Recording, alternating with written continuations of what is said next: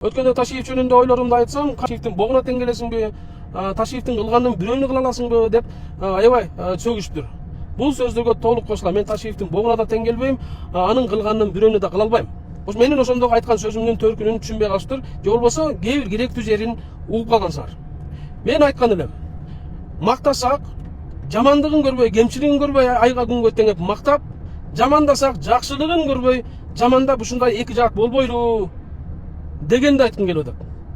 Ташиев менен Жапаров бийликти алып, эки дос баягы аманатты алып, мамлекетти өнүгүү жолуна салып, Садыр Жапаров Ташиевке да ушундай бийликти берип, ошол бийлиги менен мамлекетти өнүктүргөнгө дагы чоң иштерди кылган. Ташиевдин эмгеги зор. Мен ошол сөзүмдүн баягы айтып келатып, ушул жерин аттап кеткен экем. Ошол Ташиев жөнүндө дагы ушул зор эмгектеринди айта кетейин деп, ошол жери калып калыптыр. Калыстуулук кылалы. Биз бирөөнү жамандасак, жакшылыгын көрбөй жамандайбыз, мактасак, жамандыгын көрбөй мактайбыз. Камчыбек Кыдыршаевдин тарапташтары дагы кемчилигин мойнуна алып, мактажуу жерин мактап, берки тараптагы ушул эки жаат болбой, мындай адилеттүү карайлы. Камчыбек Кыдыршаевдин да чоң эмгектери бар. Зор иштерди кылган. Ташиевдин эмгеги аябай зор. Бирок ушул дос бойдон турушса жакшы болмок, эмки срокто дагы бир срок турса, мындан дагы өнүкмөк эмес белек деген өкүттө. Эки достун ынтымагы, элдин ынтымагы, эки достун ажырашы, элдин ажырашы болуп, ушундай бир карапайым эл өкүнүп турат. А саясий күчтөр экөөнүн урушунан пайда издеген атышат да.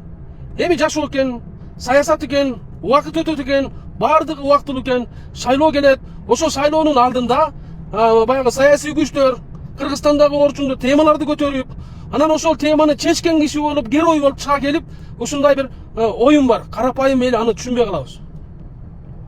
Карапайым элге эки достун эки жака кетиши, карапайым элге эч бир мындай пайдасы жок да. Ушундай өкүттө, ушундай ниети бузулбай, ошол эле дос бойдон эле тура турбайт беле, ошол абсолюттук бийликти берди эле, президент чечпеген иштердин баарын Ташиев чечип атпады беле, дагы эмне керек эле дегенде эмоционалдуу сүйлөгөм. Ошол мааниде айтылган сөз. Эми соцсеттерде эки жаат. Ташиевти жамандасаңар, баягы жакшы кылган иштерин дагы айта кетип туралы. Ташиевти макташ үчүн Садыр Жапаровду жамандап, Садыр Жапаровдун бийлигин макташ үчүн Ташиевти жамандап элди бөлүп албайлы деп атам. Ошол мааниде айтып аткан элем. Азыр эми баягы өнүгүү жолуна түштүк, абсолюттук түрдө идеалдуу баардык тарапка жага турган саясат жүрбөйт экен. Эми баягы ар тарапка мамлекет өнүгүшү үчүн любой тарапка жагымдуу болушу мүмкүн эмес экен. Бир тараптын кекирте кысылат. Райымга окшогондордун ушул сыяктуу чоң баягы Ташиев Камчы Көлбаевди, мисалы үчүн коррупцияны, бандитизмди, жанагы чоң баягы райымдыкындай окшогон коррупционный схемалардын баарын сындырды деп эл аябай ыраазы болуп отурганда тетигинин баары чыгып атса, демек ал мамлекет үчүн эмес, өзү үчүн турбайбы бул кызыкчылыктын баары дегендей арам ой калып калып атпайбы? Бул жерде эл Садыр Жапаровду же Ташиевди ойлоп, эки жаат болбой биз мамлекетти ойлошубуз керек. Садыр Жапаров да келип кетет, Ташиев да келип кетет. Ошондон эл калат. Бетеге кетет, бел калат, бектер кетет, эл калат дейт. Биз мамлекетти ойлошубуз керек.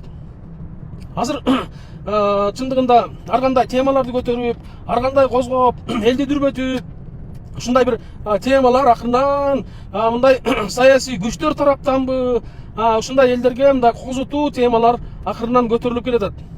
Анын башы карапайым эл түшүнбөшү мүмкүн, ушул чындыкты айтып атат деп түшүнүшүбүз мүмкүн. Бирок аягы баягы саясий күчтөр, баягы алардын саясатчылардын деми күчү элдин колдоосунда, элдин колдоосуна ээ болуш үчүн ушундай чындыктарды, акыйкаттарды, ушундай герой болуп чыгышып, ушундай темаларды козгоп башташат. Ошон үчүн баардыгыбыз калыстайлы, адилеттүү бололу. Бийликте тургандар, оппозиция болсоң, бийликтин эмнесин сындамаксың? Ошондой карасаңар өзүңөрдүн кемчилигиңер көрүнөт. Оппозициядагылар бийликте болсоңор эмне кылмаксыңар? Ушундай кыласак мында адилеттүү болот.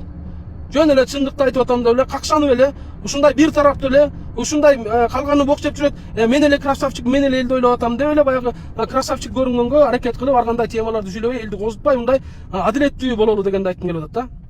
Ичиңерде кытмыр ой болуп туруп, анан элдин көзүнө красавчик көрүнгөнүңөр менен эл алданышыбыз мүмкүн, Кудайды алдай албайсыңар. Кудайды алдайм деп аракет кылып, баягы любой саясатчы болобу, любой тарапта ошондой ичиңерде кытмыр ой болсо, Аллах Тааланын жардамы келбейт. убактылуу эле ушундай бир саясий оюнда, саясий бир пикке чыгышыңар мүмкүн, бирок берекеси болбойт. Ошондуктан карапайым элдин баягы немеси менен ойнобой, мындай саясатыңарды дагы өзүнүн эрежеси менен, өзүнүн тартиби менен адилеттүү, калыс, баягы от менен ойнобой дегендей кыргызда сөз бар го.